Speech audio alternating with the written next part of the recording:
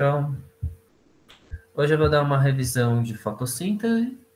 Pode ser que eu fale algumas coisinhas a mais que não foram passadas em aula, e aí tudo bem. Vai ter o material depois, então vai ter coisa dos slides que eu vou estar passando um pouquinho mais por cima, e depois quem estiver acompanhando aqui, seja agora como a Larissa, ou seja depois assistindo a gravação, pode dar uma olhada nos slides para ver as coisas mais tranquilas. Tá bem? Então, seguindo aqui. A fotossíntese é praticamente o processo oposto da respiração celular. A respiração celular vai pegar glicose, quebrar em vários componentes para gerar gás carbônico, água, consumindo oxigênio. A fotossíntese faz o caminho contrário. Ela vai pegar gás carbônico e água e transmutar em glicose e em oxigênio para a célula vegetal usar de reserva. Nos vegetais, isso ocorre numa estrutura chamada cloroplasto das células. Geralmente acontece nas folhas, mas pode haver em outras partes, em algumas plantas. Planta jovem que está no caule verde costuma ter cloroplasto no caule, e isso faz com que o caule faça fotossíntese também. Mas normalmente essa é a exceção. A regra é geralmente acontecer na folha. O cacto também é outra exceção, que a folha do cacto é o espinho, que murchou para poder poupar água. A gente vai falar dos cactos um pouquinho mais para frente.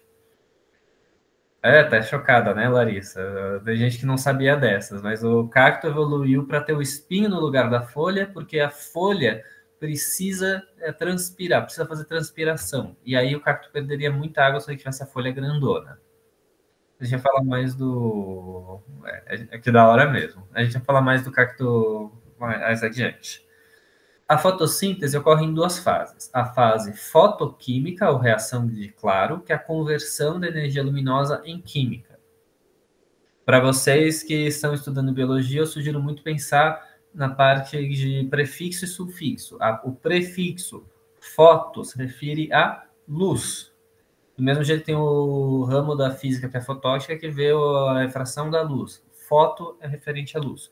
Foto, que a gente está acostumado a ouvir, é de fotografia, de converter luz em uma coisa gráfica, em uma imagem. Tá? Biologia também é cultura. Mas voltando, fotossíntese ocorre em duas fases. A fase fotoquímica, a reação de claro, que é a que você converte a luz em alguns componentes, e a fase química, ou reação de escuro, que é onde você vai ter a síntese de carboidratos. Isso é bem interessante da gente ver um pouquinho mais para frente, porque tem umas peculiaridades em cada um deles. Começando pela fase fotoquímica. É uma série de reações que acontece dentro de uma estrutura chamada tilacoide. Deixa eu ver se eu consigo aqui pegar um cursor.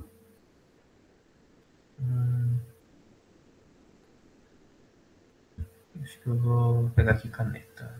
Como tem tudo verde, eu vou pegar a cor azul. Não, eu vou pegar em vermelho aqui. O tilacoide são esses granulozinhos aqui que estão amontoados, que estão empilhados um no outro. O tilacoide tem a função de armazenar o cloroplasto, aliás, de armazenar, perdão, os pigmentos para fazer a fotossíntese. A clorofila é o que a gente está acostumado a ouvir falar. É um pigmento que, se você olha aqui a estrutura dela, da molécula, lembra um pouquinho o que a gente vê da hemoglobina, de um monte de anel de carbono com as bases de nitrogênio segurando um metal. No caso da hemoglobina, é o ferro. Aqui é o magnésio que a gente está vendo. Agora foi. Opa, peraí. Permitir, né? A entrada...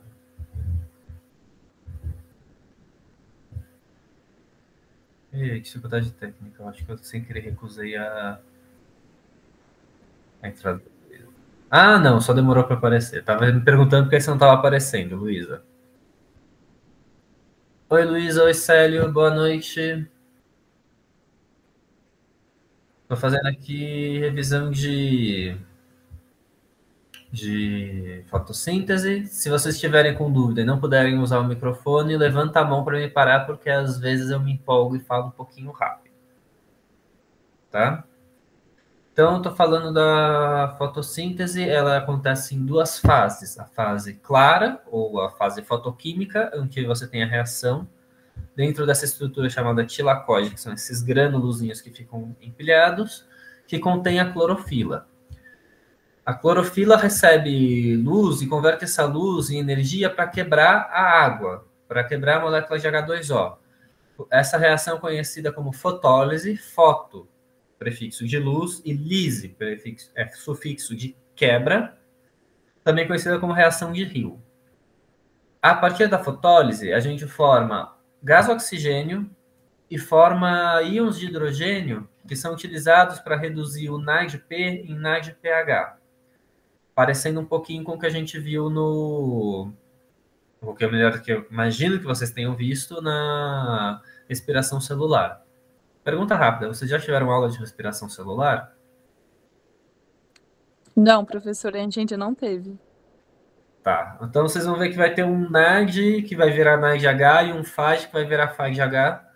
E eles vão pegar o hidrogênio para depois transportar e levar ele para reagir com outras coisas. Então, estou dando um pouquinho de cena nos próximos capítulos. A clorofila também faz fosforilação diretamente, gerando ATP a partir de ADP e fosfato. Ou seja, a própria fotossíntese gera um pouquinho de energia, ou melhor, a própria reação da fase clara da fotossíntese gera um pouquinho de ATP, que a planta pode usar e geralmente a planta usa depois para fazer a fase escura, que é para fazer a conversão dessa energia em carboidratos. Mas a gente vai ver isso em breve. Deixa eu só apagar aqui Deixa eu apagar aqui tudo para não aparecer no próximo slide. Então, essa é a parte geral que vocês precisam saber. Lembrando que aqui a gente tem os grânulos do tilacoide dentro do cloroplasto. O tilacoide são esses grânulos aqui. Fora do tilacoide, a gente tem o estroma, que seria o citoplasma dentro do tilacoide. Isso daqui está acontecendo dentro da célula vegetal. Isso daqui é uma organela dentro da célula vegetal. Okay? Isso aqui não é uma célula, é só uma parte da célula. Aí, continuando. A clorofila não é o único pigmento fotossintetizante na Terra, mas é um altamente eficaz. O principal que a gente conhece é a clorofila A. Existe também a clorofila B, os carotenoides, como a xantofila, que é o que dá a coloração amarelada das folhas secas, e o caroteno. O caroteno, quando a gente come, é o que vira vitamina A. Então, quem que já ouviu falar que cenoura faz bem para a vista? É porque a cenoura tem uma quantidade grande de caroteno. Não é das maiores. Tem outros alimentos que também têm caroteno, mas a cenoura é um deles e dá justamente essa cor amarelada ou alaranjada ou avermelhada que a gente vê na cenoura. No caso, a cenoura é laranja, mas é o pigmento que puxa mais para um amarelo vermelho. Aí, os diferentes pigmentos formam o que a gente chama de complexo antena, que consegue captar energia luminosa e passá-la a outros pigmentos, até ser enviado para o centro de reação, que vão organizar os fotossistemas, que a gente vai falar um pouquinho mais para frente. Aqui à direita, vocês vão estar vendo um gráfico com o que os diferentes pigmentos captam. Então, vocês vão ver aqui, o primeiro é a clorofila A. Ela tem uma absorção muito boa de luz quando você tem um espectro mais forte. A gente está falando de violeta até o azul. Roxo, azul, ela capta bem. Aí ela para de captar também. Aí tem uma melhor captura da clorofila B no azul, ainda antes do verde. E os carotenoides, eles captam um pouquinho mais até começar o verde. Aí do verde até o amarelo, eles não absorvem bem, com um pouquinho de variedade. Aí a clorofila A começa a absorver muito bem no vermelho. A clorofila B começa a absorver um pouquinho melhor a partir do laranja. O que isso quer dizer? Se você joga luz branca numa clorofila, a luz branca contém todas as cores. Ela vai absorver bem as cores mais próximas do roxo, do violeta, não vai absorver tão bem assim no azul, e vai começar a absorver melhor a cor vermelha. E aí o que ela não absorve, ela reflete. Então, se você tem uma luz branca, joga na clorofila que não absorve a luz verde, ela vai emanar luz verde. Aí quando a gente olha para ela, a gente vai ver justamente, ela vai refletir o verde. Então a gente vê que ela é verde porque ela não absorve essas cores. Os carotenoides, eles absorvem melhor mais próximo do verde, mas eles refletem mais próximo do amarelo e do vermelho. Por isso que a gente tem uma visão deles dessas cores, de amarelo, laranja, às vezes até avermelhado. E para quem não sabe, vocês que mexem com o computador, pega cores, pega a cor laranja, vai escurecendo laranja, ele vai virando marrom. Então a gente vê a folha seca porque o carotenoide está refletindo as demais cores. E aqui, nessa parte, a gente está vendo que vai ter os sistemas que vão absorver energia e vão liberar calor. E eles vão captando essa energia e vão levando de pigmento em pigmento até levar para o restante dos fotossistemas que vão fazer as reações. Só apagar aqui antes de ir para o próximo slide. Tá? Isso aqui não precisa. Aí, o fotossistema 2 é o responsável por fazer a fotólise, que é essa parte daqui. Produzindo oxigênio, gerando elétrons livres, que seria o hidrogênio positivo que perdeu o elétron, que passa por uma cadeia de transporte de elétrons para gerar ATP. Isso daqui, da cadeia de transporte, que são essas células que estão levando os elétrons, está aparecendo mais à direita do slide embaixo. Isso daqui seria interessante vocês saberem que existe, mas o vestibular não cobra tanto detalhes assim. Vocês vão ver que é muito parecido, se vocês tiverem aula de respiração celular, com uma coisa que acontece na respiração celular, a cadeia de transporte de elétrons, que também, curiosamente, gera ATP. Mas o que vocês normalmente precisam ter ideia de que o fotossistema 2 é o que faz a fotólise e gera uns elétrons livres para também gerar o ATP. E o fotossistema luz captura tanto a luz quanto os elétrons que foram excitados, ou seja, que ganharam energia do fotossistema 2, para transformar o NADP em NADPH, que é uma componente que a planta vai usar depois. Ficou alguma dúvida nessa parte?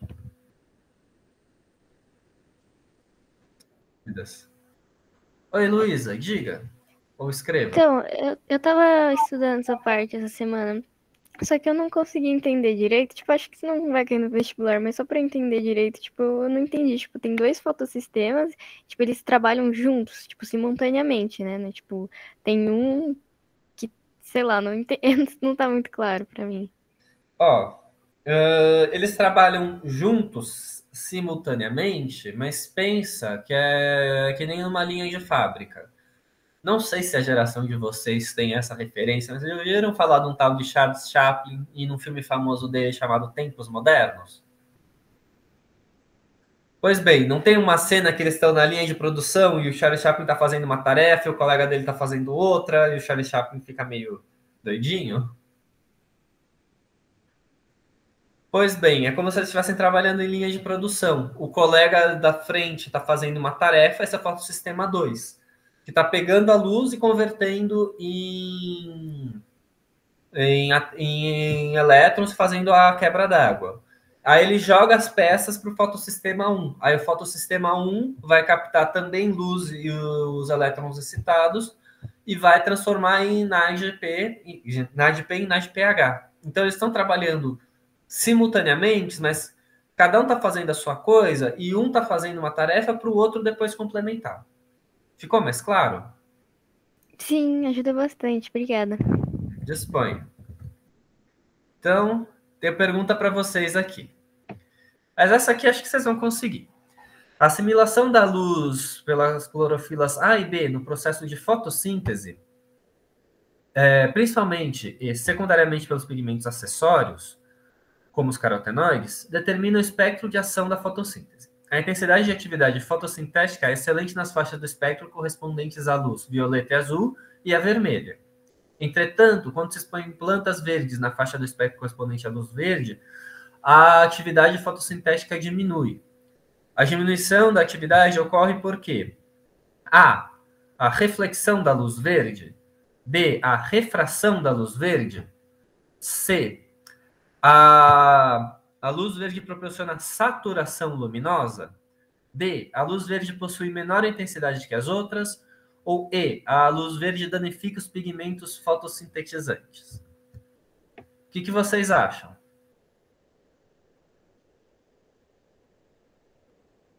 A Luiz acha que é a A.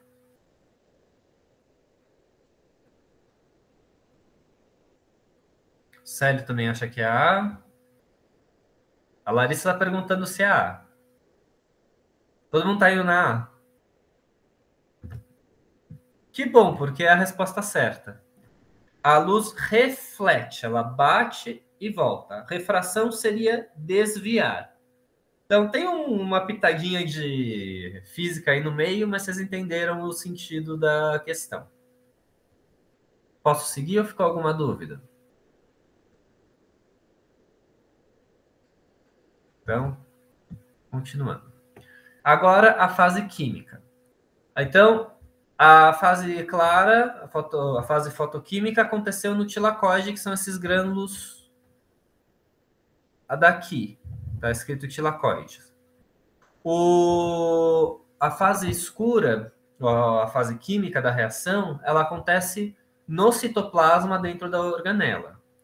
E ocorre no que a gente chama de ciclo de Calvin, ou ciclo das pentoses, um ciclo de reação química que parece muito com o que vocês vão ver no ciclo de Krebs dentro de respiração celular. A gente vai ter 6 pentoses, sendo pentose um açúcar de 5 carbonos, chamada ribulose bifosfato. Cada uma dessas 6 pentoses ganha um grupamento de CO2, que seria o termo de ganhar um grupamento de CO2, de ganhar uma molécula de CO2, conhecido como carboxilação, de dar um gás carbônico no meio. Isso gera 6 hexoses, ou seja, 6 açúcares de 6 carbonos cada um.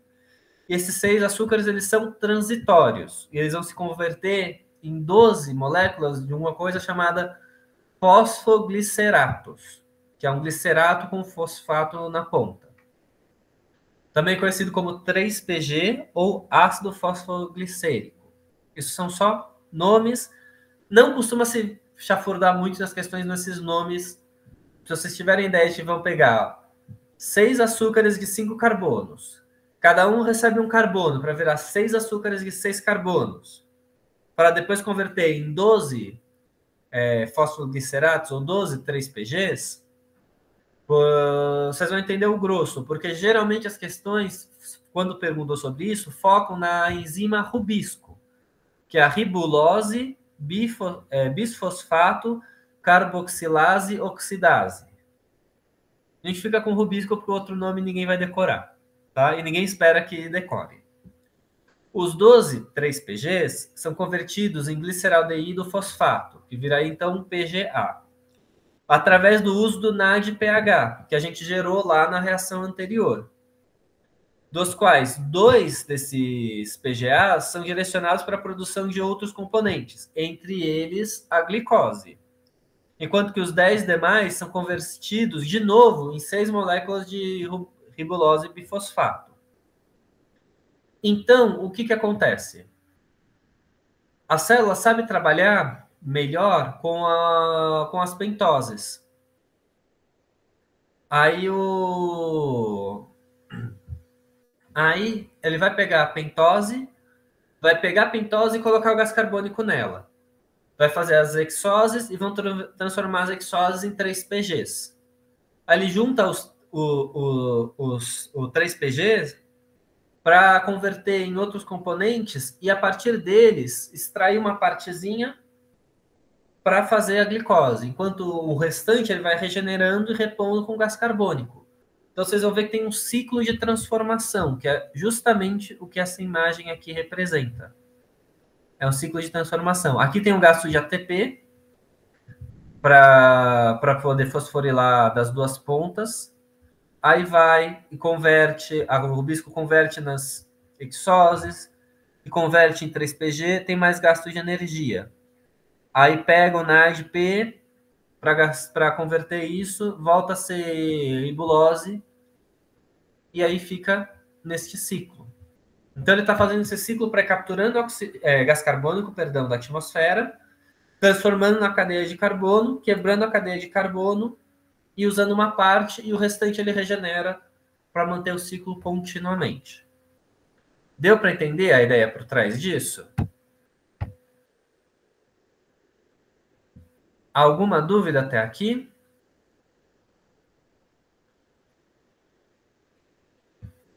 Tá, então continuando aqui. Essa é uma pergunta que costuma ter no vestibular, que é agora para ver se vocês estavam prestando atenção. Então, no bloco superior, abaixo, estão citadas duas estruturas presentes no cloroplasto. No inferior, características dessas estruturas. Aí associa adequadamente o bloco inferior ao superior, ou seja, o 1 representa a tilacoide e o 2 representa o estroma.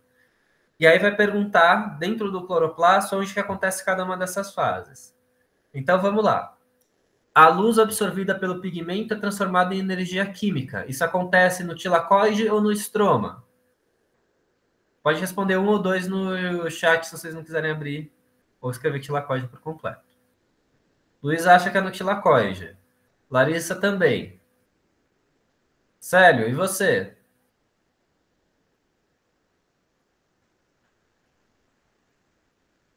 Tá. Não tem problema se vocês discordarem, tá? Se vocês discordarem é bom porque a gente tira a dúvida.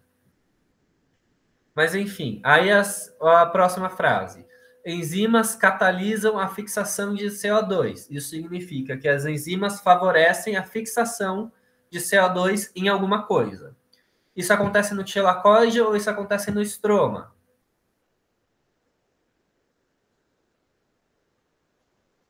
Luiz e Célio acham que é no estroma. Larissa também. Então, sem discordâncias pelo menos até agora. Aí, parte do gliceraldeído 3-fosfato resulta na produção de amido. Isso acontece no tilacoide ou isso acontece no estroma?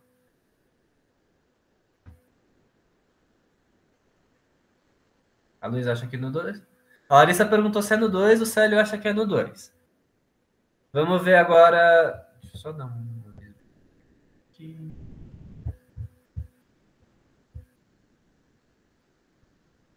Tá. Voltando. Aí, por fim, a oxidação de moléculas de água produz elétrons, prótons e aliás, O2. Lembrando que próton é outro nome para hidrogênio e íon de hidrogênio. E eu nem terminei a explicação, vocês já estão respondendo o 1, que é no tilacoide. Ai, é esse povo que nasceu de cesárea. Das alternativas abaixo, qual que é a que responde corretamente os parênteses? A, B, C, D ou E?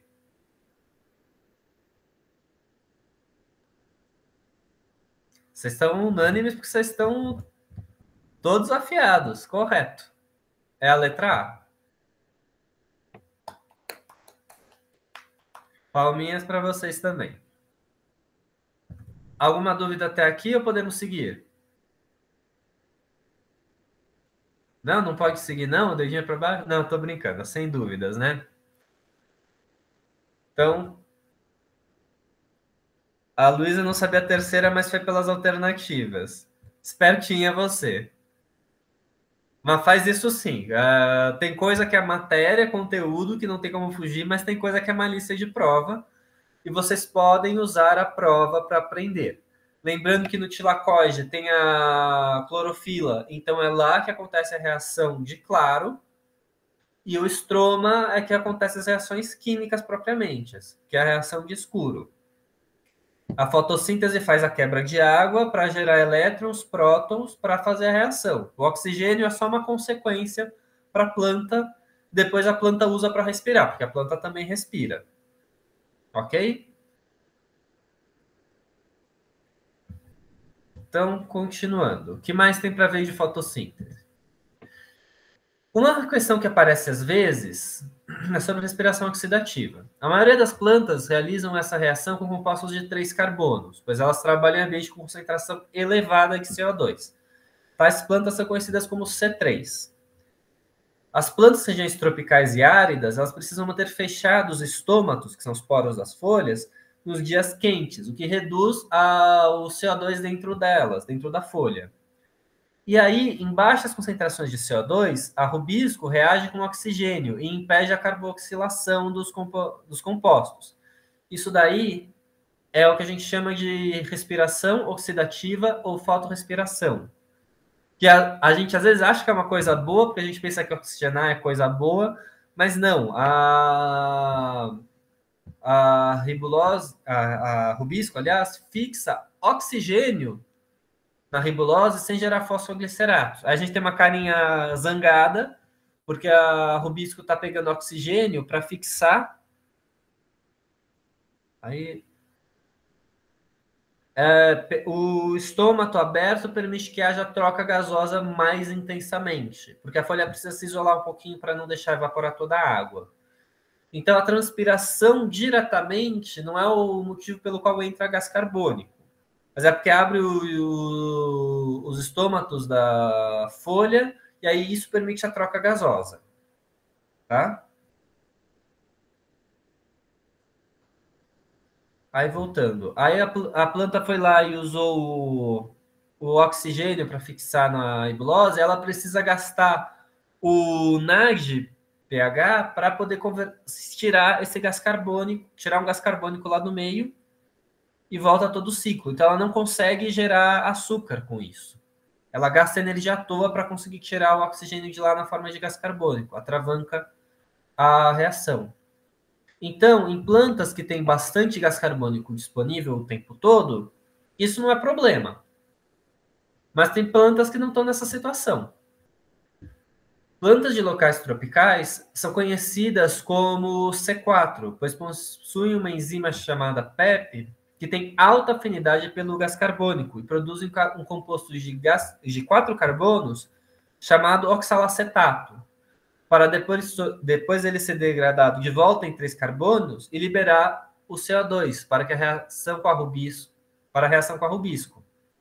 E aí, em um lugar acontece essa fixação do carbono no oxalato, e aí em outro lugar vai acontecendo a reação da rubisco. Então, eles separam a reação. Um lugar pega a captação de carbono e vai liberando depois para rubisco.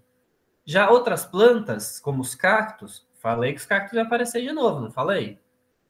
São conhecidas como CAM, ou metabolismo dos ácidos crustaláceas. E elas possuem a enzima PEP e geram compostos para armazenar o gás carbônico, que é o malato. Só que o cacto, ou as plantas CAM, fazem essas reações em períodos diferentes. A fixação do carbono acontece no escuro e a rubisco acontece no claro. Então, a planta C4 ela está fazendo fotossíntese durante o dia, está armazenando o gás carbônico no oxalacetato e depois vai liberando para rubisco. Já as plantas como cacto, elas vão estar fazendo o quê? Durante a noite, elas vão estar armazenando malato e durante o dia, porque está precisando dos componentes da fotossíntese, é que elas vão botar rubisco em atividade. Então, as plantas C4 separam a reação em compartimentos diferentes dentro do cloroplasto e as plantas da CAM, ou as plantas das crustaláceas, elas fazem a reação em tempos diferentes para conseguir ficar produzindo continuamente, mas não ter o problema de não acumular gás carbônico suficiente dentro da planta para a reação e evitar com que a rubisco armazene o oxigênio no lugar errado. Ficou alguma pergunta aqui?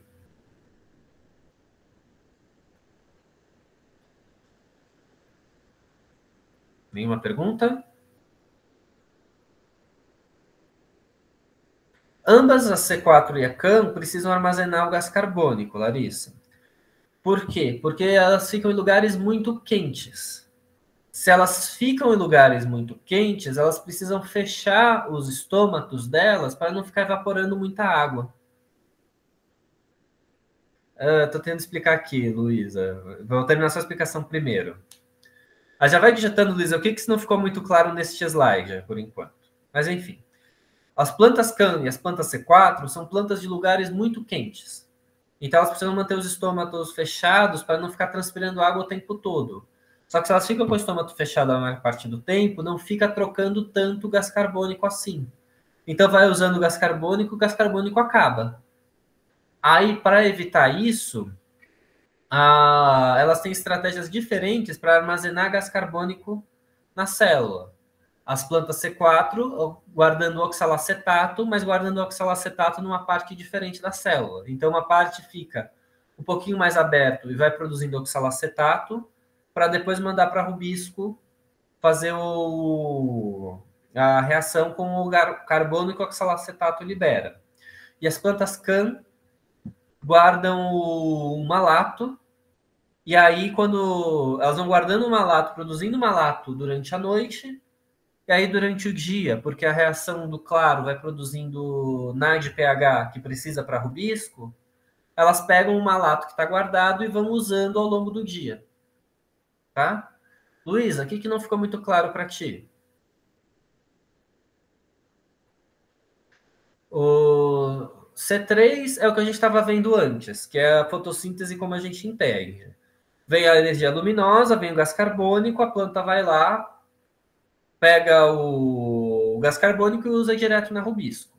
Essas plantas não costumam ter problema de estar em lugar muito quente. São plantas, por exemplo, da Europa, lugar mais temperado. As plantas C4, elas precisam fazer um recurso primeiro, porque elas não podem estar o tempo todo com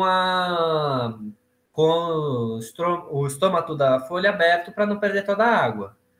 Então, elas produzem o oxalacetato primeiro, elas pegam o gás carbônico, com a enzima PEP, e converte em oxalacetato, que é como se fosse um pacote. O oxalacetato é um pacote com gás carbônico. Aí armazenam o oxalacetato para depois levar para outro lugar da planta para fazer a reação da rubisco. Já as plantas CAN fazem a mesma coisa com o malato. Só que as plantas tinham o mesmo problema, não podemos ficar o tempo todo com os estômatos abertos, não vamos perder todas as águas. E elas foram atrás de soluções diferentes. Uma teve a solução de empacotar num lugar o oxalacetato e depois colocando para dentro da rubisco, para rubisco pegar o carbono e reagir. Essas são as plantas C4. Elas foram descobertas, se eu não me engano, primeiro, por isso foi chamado de C4, porque usa um componente de 4 carbonos. E aí, as plantas do malato, elas vieram com a solução de vão guardar o malato durante a noite e usar o malato durante o dia. Vão armazenar, produzir o malato durante a noite e usar ele durante o dia. Ficou mais claro?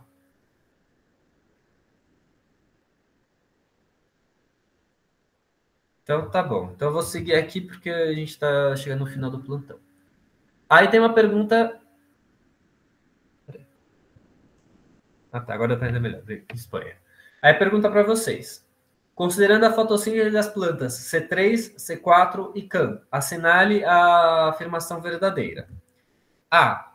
As vias metabólicas C4 e CAN permitem a certas espécies maximizar a fotorrespiração. Parece certo isso?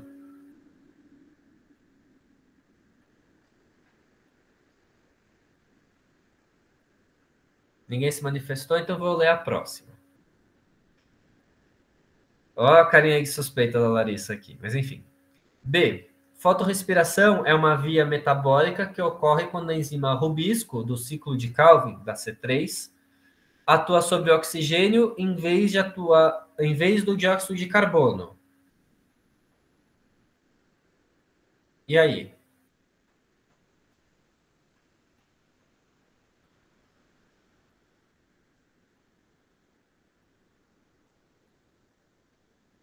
Vou continuar lendo aqui. As plantas com metabolismo dos ácidos das crustaláceas, ou CAN, minimizam a fotorrespiração ao separar no espaço a fixação inicial de CO2 e o ciclo de Calvin. Ou seja, está dizendo aqui que a planta CAN mantém a fixação de CO2 em uma parte da planta e o ciclo de Calvin em outra.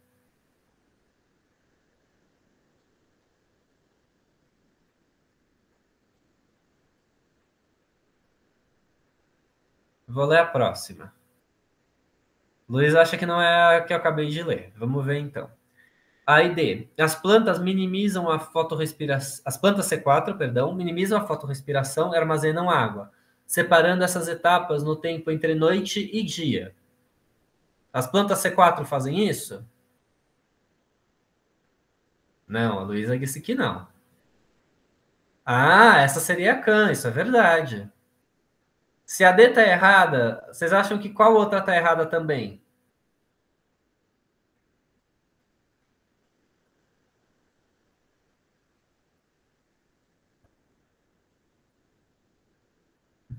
Então, eu vou ler a última, daí vocês decidem. A adaptação das plantas C4 e CAN surgiu em plantas de climas mais frios e úmidos, pois nessas condições a rubisco tem maior afinidade com o O2 do que com o CO2. Larissa está dizendo que a E está errada também. Ah, é fácil dizer qual está errada. Então, qual que é a única que está certa aqui?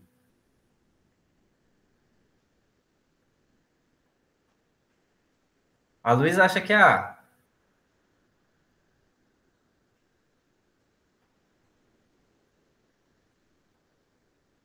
Bom, até porque Larissa tá no sei lá, mas chutaria A. Vocês concordam que a A e a B são opostas, né? Uma tem que estar errada. Porque fotorrespiração, a B está dizendo que é uma coisa ruim e a A está dizendo que é uma coisa que a planta tenta maximizar.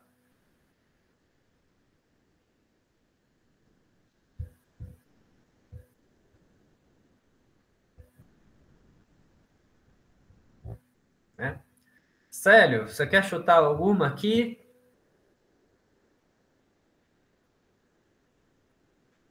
A Luísa está dizendo que a A é mais simples. Eu acho que é a A também. Todo mundo vai de A?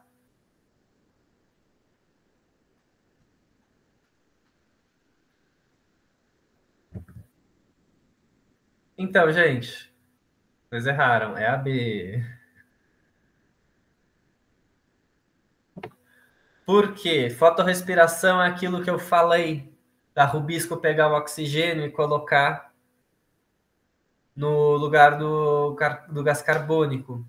E que as plantas C3, C4 e CAN foram fazer essas adaptações para justamente evitar com que isso acontecesse, em lugar que não pode ficar com os estômatos da folha abertos o tempo todo. Ah, vocês erraram agora, mas vocês não erram mais, né? Vocês aqui têm a chance de errar. O importante é errar o máximo de coisas aqui, mas depois entender por que errou para não fazer isso na prova. A A estava errada porque a A falava que era para maximizar a fotorrespiração. Mas a fotorrespiração é quando a rubisco erra.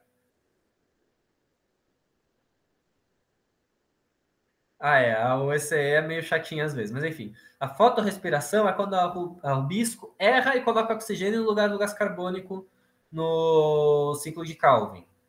E aí isso atravanca porque colocou a peça errada no aparelhinho que eles estão fazendo, que é que são as glicoses mais para frente.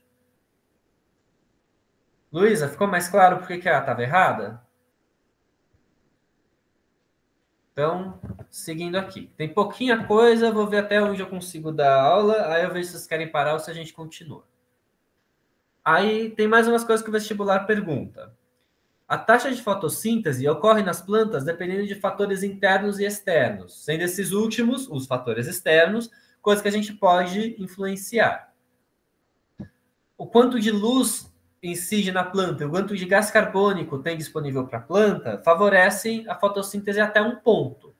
Aí satura, chega no limite, que é quando a planta já não pode usar mais coisa, porque já está tudo em uso. Então ela já está usando todas as clorofilas dela para fazer a reação do fotossíntese. Não adianta você ficar botando mais luz além desse ponto. Ou todas as enzimas rubisco já estão em atividade. Não adianta você botar mais gás carbônico nesse ponto. Se você aumenta a temperatura, existe uma tendência, até certa faixa, da fotossíntese acontecer mais rápido. A partir de certa faixa, você está cozinhando a planta. Aí meio que você começa a atrapalhar a planta porque você está matando a planta. Então não adianta você querer ferver o seu cacto para eles fazer fotossíntese mais rápido. Você vai matar o cacto, infelizmente. E aí a gente tem esses gráficos aqui para ter uma ideia de como que é por cima, mas cada espécie de planta, em cada situação, tem uma curva própria. Então, não é que tem uma taxa para todas as plantas no geral. Essa taxa varia de planta a planta. Geralmente, quando você tem uma questão de vestibular, vai ter um gráfico para vocês interpretarem, dizendo esta planta ou esta espécie nestas condições, ou às vezes comparando uma espécie com a outra. E quando a gente vai ver de comparar as espécies entre elas, a gente vai ver outras terminologias, que é o ponto de compensação fótica. Que é o seguinte, a planta ela produz e a planta ela consome também. Consome para respirar, para crescer, para fazer outras coisas. E o ideal é que a fotossíntese produza mais do que a planta consome. Porque se a fotossíntese produz menos do que a planta consome, ela está em déficit, ela está em dívida. E aí não é legal. Aí o ponto de compensação fótico é a medida de luminosidade que a fotossíntese se iguala ao consumo, ou seja, aonde ela fica no zero. Que mantém a planta viva, mas normalmente não é legal. Espécies diferentes possuem esses pontos em níveis diferentes.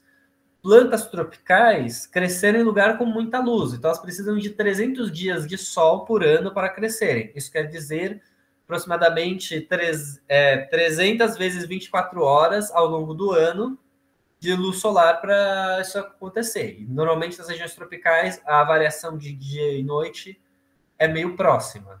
Não muda muito a diferença de quando o sol nasce e quando o sol se põe entre verão e inverno. Em lugares mais temperados, essa diferença é maior. Então, essas plantas precisam de ao menos 200 dias de sol por ano, mais ou menos, para isso. Só que às vezes tem plantas que se desenvolvem nos dois extremos. A gente tem as umbrófilas, que são as plantas de sombra, que é tipo aquela planta que a gente cultiva dentro de casa. E a gente tem as plantas heliófilas, que são as que gostam de sol, que é para vocês deixarem ela no sol o tempo todo que a planta vai estar ótima, ela não precisa de sombra. Esses termos podem aparecer. Tá? Aí. Essa é a última pergunta que eu vou passar para vocês. Eu não lembro se tem mais coisa ou se... Essa é a última. Mas aí, o processo de fotossíntese consiste basicamente na produção de compostos orgânicos a partir de CO2 e H2O, utilizando energia luminosa. Esse processo ocorre nos organismos clorofilados, tais como as plantas. Em relação às fotossíntese dos vegetais, são feitas as seguintes afirmativas. A gente vai ver qual que está certo e qual que está errado. Aí, a energia luminosa solar é captada por pigmentos presentes nos cloroplastos, sendo os principais denominados clorofila A e B. Tá certo essa? Larissa está dizendo que sim.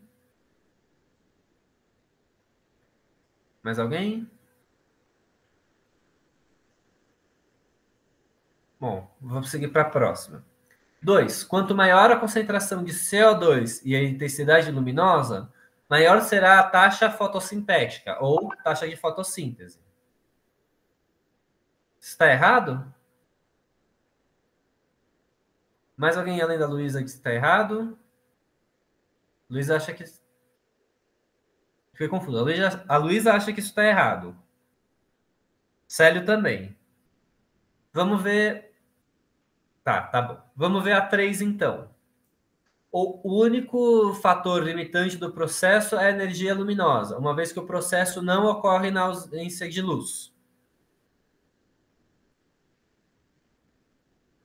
Vocês também acham que está errada essa. Então vamos para a última. O ponto de compensação fótico corresponde à intensidade de energia luminosa na qual as taxas de fotossíntese e de respiração se equivalem.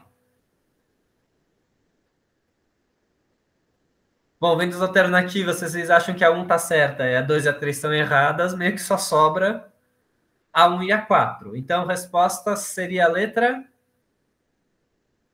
A Luísa está dizendo que é a B, o Célio está dizendo que é a B. E a Larissa? B também. Vocês são um bando de Maria vai com as outras, né? Mas vocês acertaram. Perguntas?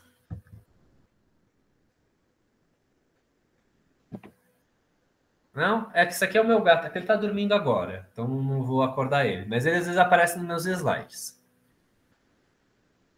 Gente, se vocês não têm dúvidas, desculpa estar invadindo um pouquinho o plantão. Eu boto no... Peraí. Chu. Bom, essa parte não precisa gravar. Eu vou parar a gravação por enquanto, que eu vou botar o plantão.